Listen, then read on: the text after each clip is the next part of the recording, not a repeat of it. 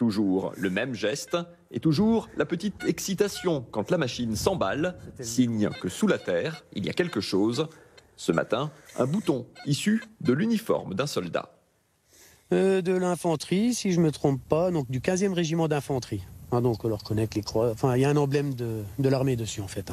C'est surtout le but de ce loisir, c'est de se renseigner après sur l'histoire de l'objet. C'est ça qui est vraiment intéressant. La machine détecte rarement en dessous de 20 ou 25 cm de profondeur. Mais la motivation de ces passionnés, entre nature et histoire, c'est la surprise de la découverte.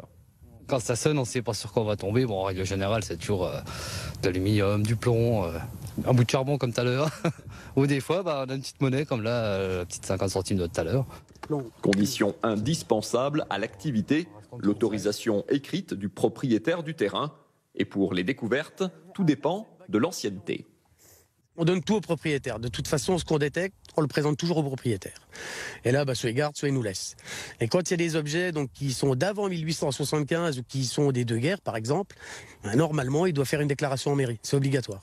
C'est obligatoire et après, ça sera analysé par les organismes compétents qui diront si oui ou non ça intéresse l'archéologie ou pas. Bilan de la matinée, des pièces de monnaie françaises et allemandes, un emblème de pèlerin, la plaque d'identification d'un cheval, une bague de pigeon et quelques boutons.